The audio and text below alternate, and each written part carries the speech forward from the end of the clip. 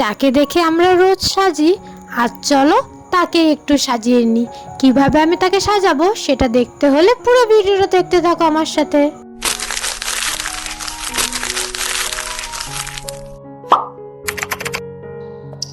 ও কি বন্ধুরা, কেমন আছো? আজকে আমি চলে এসেছি এই ভেঙে দেওয়া যাওয়া মেকআপ বক্সের যে ছোট্ট আয়নাগুলো হয় না, সেটাকে একটু সাজাবো বলে।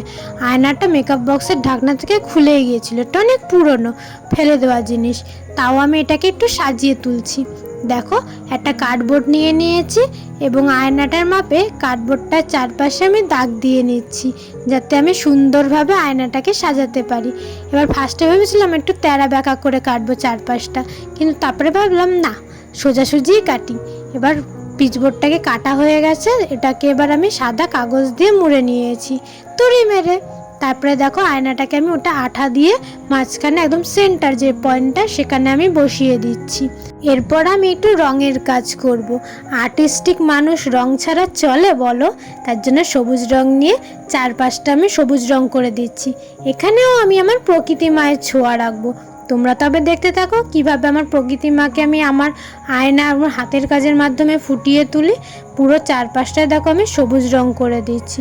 তোমাদের যদি ভিডিওটা ভালো লেগে থাকে তাহলে অবশ্যই লাইক, শেয়ার, কমেন্ট করে দিও। আর চ্যানেলে নতুন হয়ে থাকলে নিজে সাবস্ক্রাইব লেখা বাটনটা প্রেস করে পাশে থাকা বেল আইকনটা অবশ্যই ক্লিক করে দিও, যাতে সব সুন্দর সুন্দর ভিডিও নোটিফিকেশন তোমার কাছে আগে পৌঁছে যায়। দেখো, আমার সুন্দর সবুজ রং আমি চারপাশে আয়নাটার চারপাশে করে নিলাম।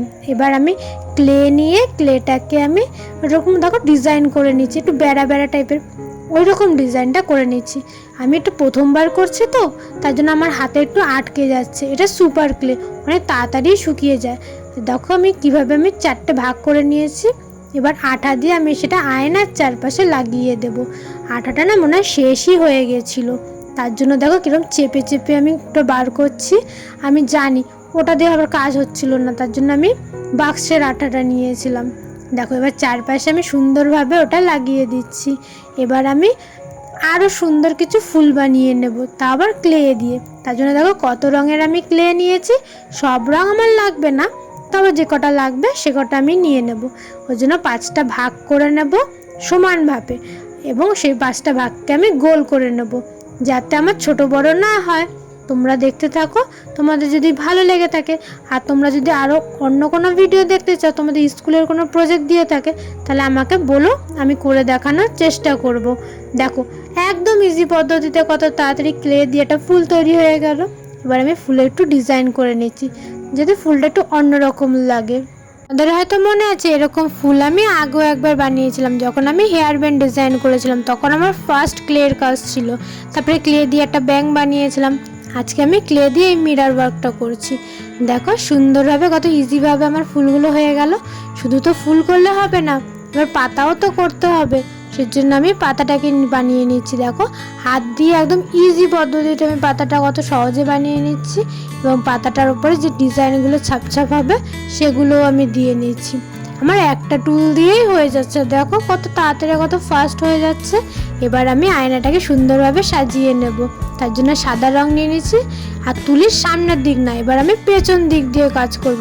জাস্ট কিছু ডট দিয়ে দেবো, তাহলেই হয়ে যাবে আমার সুন্দর ডিজাইন। এবার একটু ফাঁকা ফাঁকা লাগছিলো বলে আমি এই সাদা সাদা ফোটা ফোটা পলকা ডট দিচ্ছিলাম, নয়তো এটা নর্মাল রাখলেও ভালো লাগতো। দেখো, এরপরে আমি ফুলগুলো বসিয়ে দিচ্ছি একদম তাড়াতাড়িভাবে। এবার তোমরাই কমেন্ট করে বলো তো তোমাদের এটা কেমন লাগছে। যা ভালো লাগলেও ভালো বলবে, খারাপ লাগলেও খারাপ বলবে, কিন্তু প্লিজ কমেন্টটা করে যেও। হ্যাঁ, তবে এই অবধি থাক, বাকি কথা হবে পরের ভিডিওতে। এবার বলো কেমন হয়েছে এটা।